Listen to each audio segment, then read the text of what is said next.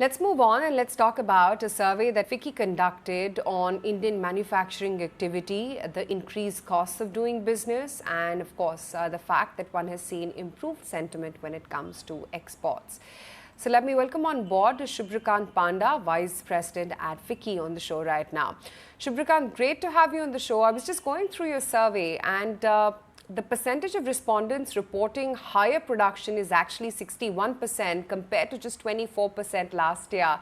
What are the key sectors which are actually seeing this surge? Well, let me also add one other data point to that, which is that not just 61% of respondents are reporting higher production, but more than 2/3 are reporting higher orders. And capacity utilization is at 72%, which still leaves room for improvement. But I think that we are getting there. And clearly, the effects of the second wave are slowly petering out. And going ahead, I believe you will see both capacity utilization and other data picking up and reflecting better sentiments. Now, specifically to answer your question about which sectors, the 72% capacity utilization is an average across 10 or 11 sectors. And clearly sectors like commodities, steel, energy, etc., are all doing better. Whereas some of the service sectors are clearly dragging. Now, that is not necessarily covered in the manufacturing survey, but as we obviously know that anything which is a high touch point sector is going to lag behind given the mobility restrictions and lockdowns which were in place.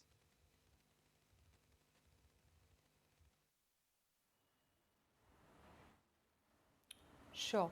There's also increased production costs because of several factors. What is your view on the biggest factor that just has been bogging everyone down? That's the raw material inflation that one is seeing.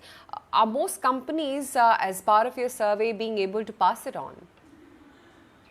Well, that is not data that we or a question that we asked. But yes, clearly the survey indicates that cost of production is increasing. Some of it is due to commodity prices going up, which, as you know, is a factor of is the result of several factors, whether it is logistics costs increasing, or perhaps most importantly the fact that economies around the world are pumping in money to boost survival from the pandemic. And so there's a lot of money chasing very little assets, and that has led to whether it is commodity prices going up or stock markets around the world booming. So yes, commodity prices are something which are an issue. But personally, if you ask me, I think one of the biggest concerns has been logistics costs. Container availability is a huge issue, which is hopefully starting to sort of get over the hump. And freight costs, as you know, have gone up by anywhere from 3 to 6 times, which the sector is doing well. You are perhaps able to absorb some of that, but if the sector is sort of coming, if a particular sector is coming out of a slow phase, then that sort of an increase in shipping rates is clearly going to have an impact. But FICCI has been engaging with the respective ministry, and we understand that there are some moves afoot to try and address this issue.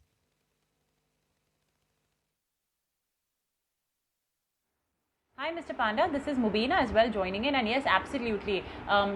Shipping, which is all pervasive, is something that is seeing a huge rise. They are skyrocketing. They had never before seen levels. Container costs as well are in short supply. So that is further boosting prices. You said that right now it looks like it's getting over the hump. So do you think that these elevated levels then will also cool off and we will get off these elevated levels? And if yes, then by when would that happen? By when will we see shipping prices cooling off considerably? Well, I wish I would be able to predict that with any degree of accuracy. But, I'm just giving you a response based on both personal experience as well as what we are hearing from our members. I do get the feeling, and I've also read an article that, it looks like shipping rates have peaked and will, slowly start easing up, perhaps in the next quarter or so. And don't forget that container availability was also because of, some restrictions imposed in China and elsewhere. And the moment you have, restrictions on movement, on, lockdowns at particular ports because of cases being reported, and all of these are, of course, unavoidable. I mean, nobody is saying it shouldn't be done. But when you have a disruption in the availability or the flow of containers, that's when these spikes occur. But I would hope that you'll start to see some relief over the next quarter or so, and that would not be too soon at all.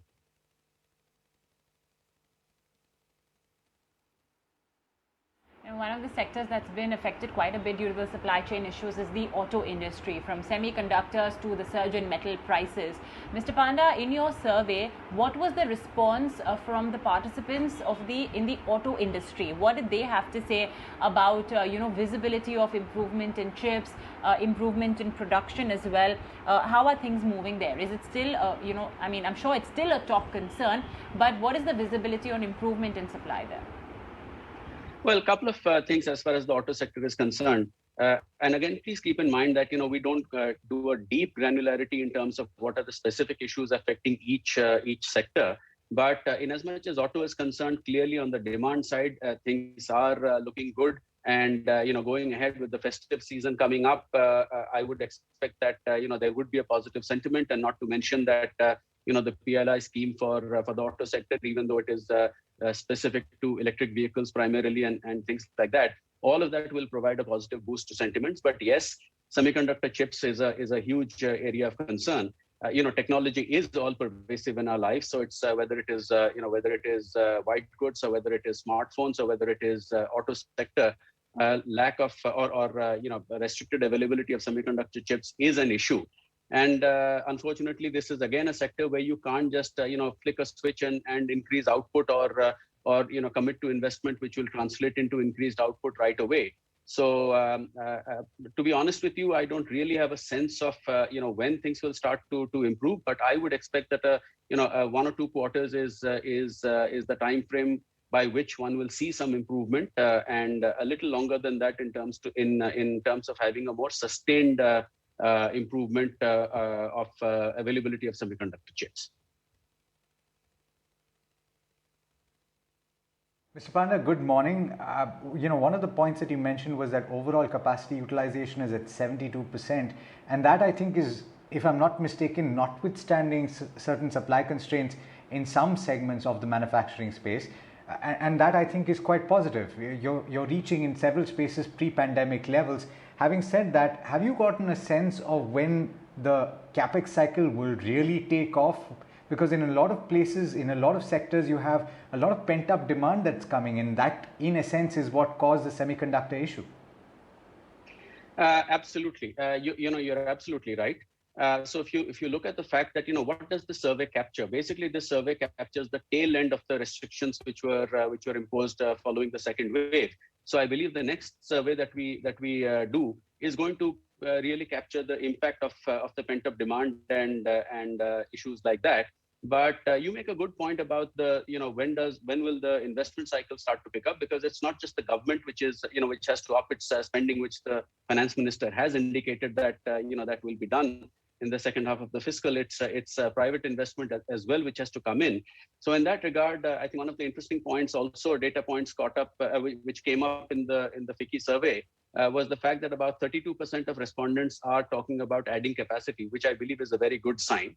And in that regard, do also keep in mind that I think the investment cycle will be given a massive boost by the PLI sector, by the PLI schemes, which has been announced for several sectors. You saw the textile sector PLI, which was announced with a 10,000 crore outlay, the auto sector PLI. There was an article this morning about more than 50 plus companies applying for the white goods PLI. So, the PLI scheme with a outlay of about 2 lakh crores as incentives spread out over 5 years, it's not a small sum of money, and it's going to definitely have an impact in terms of giving a push to the investment cycle as well as employment generation. I want to speak a little bit more about that last point that you raised, which is employment generation. Clearly, in some sectors, in the services space, IT, for example, it's well documented. There's a war for talent, and there's no dearth of opportunity there. But is there something in terms of what you've picked up in your survey in the manufacturing side that you can tell us in terms of employment, in terms of hiring? How are things moving there? Well, clearly, in as much as employment is concerned, first of all, we have to make a distinction between the manufacturing sector and the services sector. Now, clearly, anything which is high touch point has been affected, but is slowly coming back because the mobility indicators, etc., are all showing that, and I mean, we know it that the restrictions on movement, etc., have been eased considerably as part of a graded plan, which is something FICCI had also recommended that we can't go from it's not a binary decision to have lockdowns or not. It has to be localized. It has to be based on data of what is happening. Unfortunately, we are seeing a good trend on that. But in as much as manufacturing is concerned, I believe employment is what the survey shows is that employment is stable. But again, going to pick up going ahead, when you look at the fact that capacity utilization is going to increase, festive season coming up that will provide a boost to demand. So all of these are short-term measures. I'm not even getting into the longer-term measures of PLI, which I referred to. But clearly, going ahead, employment is stable, and going ahead, I firmly believe that you'll see an uptick. And yes, the point you mentioned about a shortage of people out there to respond to the uptick in demand, which is now slowly starting to be visible. All right, Mr. Panda, encouraging signs, and certainly the survey that you conducted is music to our ears. Thank you so much for joining in and for taking the time.